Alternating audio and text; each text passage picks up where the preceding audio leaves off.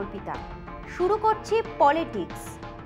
Jan Suraaj party নামে এক রাজনৈতিক দল গঠন করেছেন অনেক আগেই। একদা ভোট কুশলী বলে পরিচিত প্রশান্ত কিশোর বা পিকে সরাসরি ভোট রাজনীতিতে নামতে চলেছেন।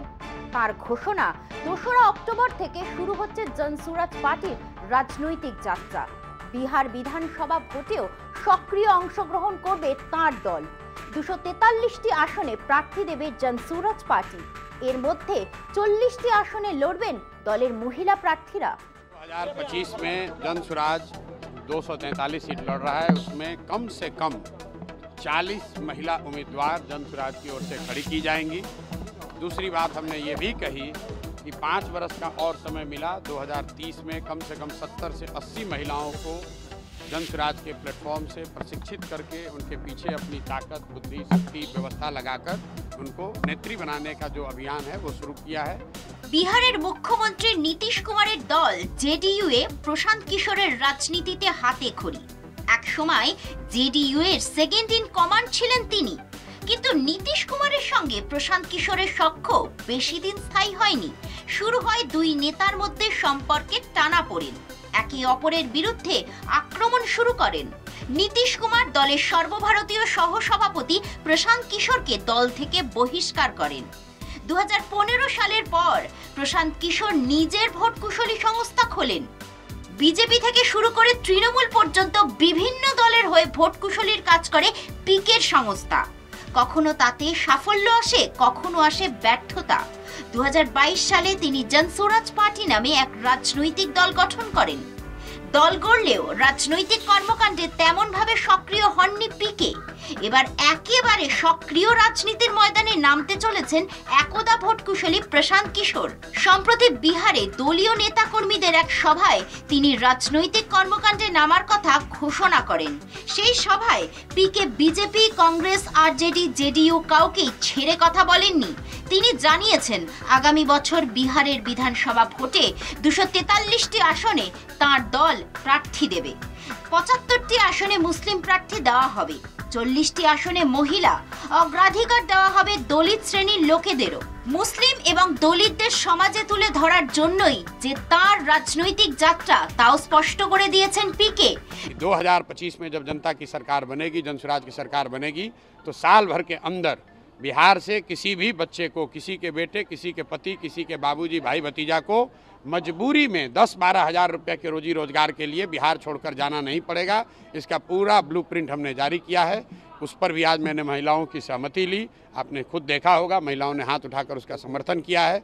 और अंतिम और बात जो हमने आज यहाँ कही है कि अगली बार जब आप वोट दीजिए तो वो नेताओं को देखकर नहीं, नेताओं के बच्चों के लिए नहीं, अपने बच्चों के लिए वोट दीजिए। और उस पर सारी महिलाओं ने खड़े होकर उसका समर्थन किया। বিহারের রাজনৈতিক মহল মনে করছে রাজনীতির ময়দানে পিকের পদার্পণ চিন্তায় ফেলবে বিহারের প্রধান দুই রাজনৈতিক দল আরজেডি এবং জেডিইউ কে।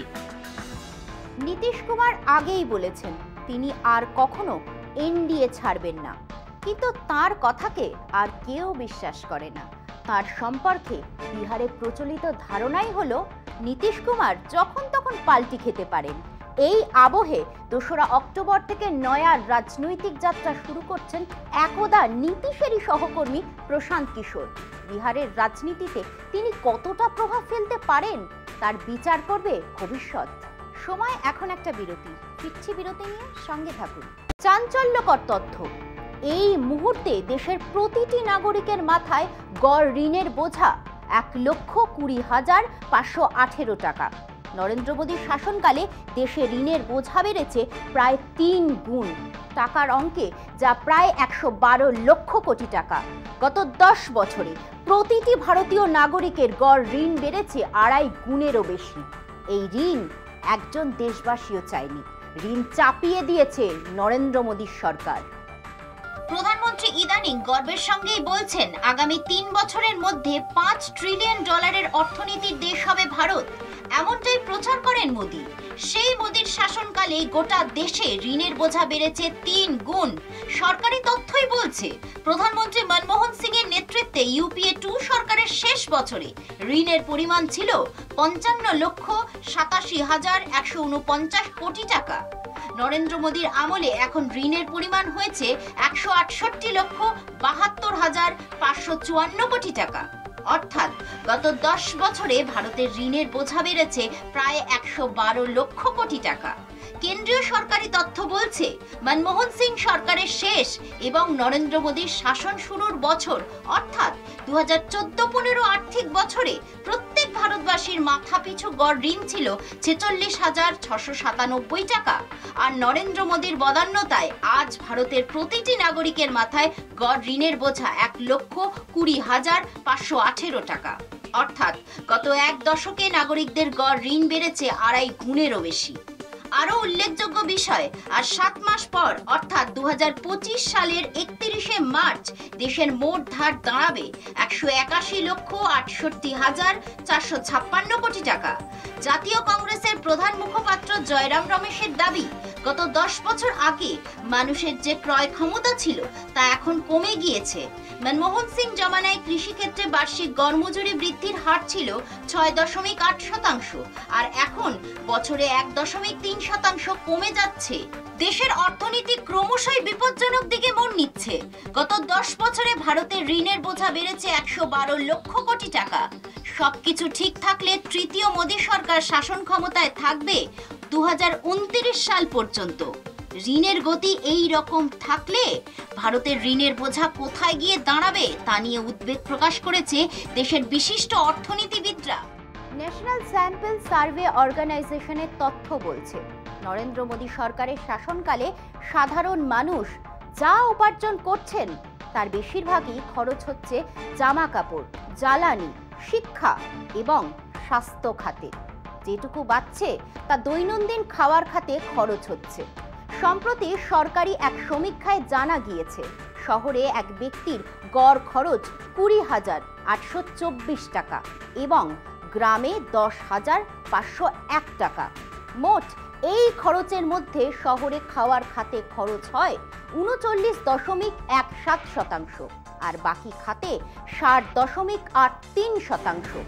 গ্রামে এই হার যথাক্রমে 46.38 এবং 53.62%। সমীক্ষায় বলা হয়েছে, এই যখন খরচের চিত্র, তখন ধরেই নেওয়া যায় সাধারণ মানুষের পক্ষে সঞ্চয় করা এক কথায় অসম্ভব। সময় এখন আরও একটা বিরতি। ফিরছি বিরতি নিয়ে, সঙ্গে থাকুন। তার জনপ্রিয়তা এখনো অটুট, তবুও গদি টিকিয়ে রাখতে পরীক্ষা দিতে হচ্ছে যোগী আদিত্যনাথকে। এই পরীক্ষায় আবার ফুল মার্কসও পেতে হবে যোগীকে, এমনই দাবি দলের মধ্যে থাকা যোগী বিরোধীদের। কিন্তু 10-এ 10 পাওয়া যোগীর পক্ষে এই মুহূর্তে অসম্ভব। তার অতি বড় সমর্থকও এতটা আশা করেন না। বাস্তব হলো 10-এ 5 পেলেই যথেষ্ট, তাহলেই আপাতত গদি টিকে যাবে। কিন্তু তার কম হলেই গদি নড়ে যেতে পারে। এমনই ফাঁটা বাসে আটকে রয়েছেন দৌর্দণ্ড প্রতাপশালী অজয় বিস্ত ওরফে যোগী আদিত্যনাথ। উত্তরপ্রদেশের 10টি বিধানসভা কেন্দ্রের উপনির্বাচন সামনে। এই উপনির্বাচনের ফলের ওপরে মুখ্যমন্ত্রী যোগী আদিত্যনাথের ভাগ্য নির্ধারণ করছে। এমনিতেই লোকসভা ভোটে বিজেপির রামধাক্কা খাওয়ার পরেই মুখ্যমন্ত্রী পদে যোগীর ভবিষ্যৎ নিয়ে দলের অন্দরেই প্রশ্ন উঠেছে। গেরুয়া শিবিরের মধ্যেই থাকা যোগী বিরোধীরা এখন 10 উপনির্বাচনের ফলের দিকে তাকিয়ে। যোগীকে বধ করার হাতিয়ার লুকিয়ে আছে উপনির্বাচনের ফলের মধ্যেই। লখনৌয়ের রাজনৈতিক মহল এমনটাই মনে করছে। সাম্প্রতিক লোকসভা নির্বাচনে উত্তরপ্রদেশে বিজেপি, সমাজবাদী পার্টি ও তাদের শরিক দল মিলিয়ে রাজ্যের 9 জন বিধায়ক এবার সাংসদ হয়েছেন, আর একজন বিধায়ককে জেলে পাঠিয়েছে আদালত। ফলে তার বিধায়ক পদ খারিজ হয়ে গিয়েছে। সব মিলিয়ে 10টি কেন্দ্রে উপনির্বাচন হতে চলেছে খুব তাড়াতাড়ি। অবশ্য এখনো উপনির্বাচনের তারিখ ঘোষণা হয়নি, কিন্তু ভোটের প্রস্তুতি শুরু করে দিয়েছে সব শিবিরই, বিশেষ করে যোগী আদিত্যনাথ।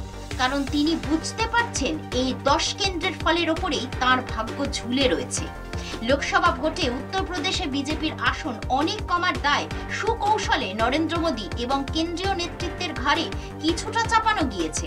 কিন্তু বিধানসভা উপনির্বাচনের ফল খারাপ হলে তার দায় পুরোপুরি যোগীর ওপরেই এসে পড়বে, এটা জানেন উত্তরপ্রদেশের মুখ্যমন্ত্রী। লোকসভা নির্বাচনে উত্তরপ্রদেশে বিজেপির আসন সংখ্যা 62 থেকে 33-এ নেমে এসেছে। সমাজবাদী পার্টি ও কংগ্রেস নেতাদের ধারণা 10টি বিধানসভার উপনির্বাচনেও বিজেপি ধাক্কা খাবে, আর ফলাফল তেমন হলেই মুখ্যমন্ত্রীর পদ থেকে যোগীর বিদায় নিশ্চিত। বিজেপি শিবিরে এক বড় প্রশ্ন ঘুরপাক খাচ্ছে। ফল খারাপ হলেই কি আদিত্যনাথকে মুখ্যমন্ত্রীর গদি থেকে সরানো সম্ভব হবে? কারণ হিসাবে বলা হচ্ছে আর কদিন পরেই জম্মু ও কাশ্মীর ও হরিয়ানায় বিধানসভা নির্বাচন। চলতি বছরের শেষে বা সামনের বছরের গোড়ার দিকেই মহারাষ্ট্র, দিল্লি, ঝাড়খণ্ডের বিধানসভা নির্বাচন। এইসব রাজ্যের ভোটের আগে উত্তরপ্রদেশের মুখ্যমন্ত্রী পদ থেকে যোগী আদিত্যনাথকে সরানো হলে বিজেপির মধ্যে গোষ্ঠীদ্বন্দ্ব শুরু হতে পারে। তার প্রভাব গোটা দলে পড়ার আশঙ্কা রয়েছে। অন্যরকম বার্তাও যাবে সব মহলে। তাছাড়া যোগী এখনো এতটাই জনপ্রিয় এবং ক্ষমতাশালী যে তাকে সরানো হলে তিনি ওপরের দিকে কারোর খুঁটি উপড়ে দিতে পারেন, এমন আশঙ্কাও আছে। সমাজবাদী পার্টির সুপ্রিমো অখিলেশ যাদব ও তাদের শরিক কংগ্রেস নির্বাচনী প্রস্তুতি শুরু করে দিয়েছেন। এই 10টির মধ্যে 5টি আসন আগে সমাজবাদী পার্টির দখলেই ছিল। ওই 5টি ছাড়াও উপনির্বাচনে আরো 2টি আসন বিজেপির থেকে ছিনিয়ে নেওয়া যেতে পারে বলে সপা কংগ্রেস জোট নিশ্চিত। উপনির্বাচনে 10টি আসনের মধ্যে 7টি আসনে যোগী আদিত্যনাথকে কঠিন পরীক্ষার মুখে পড়তে হবে।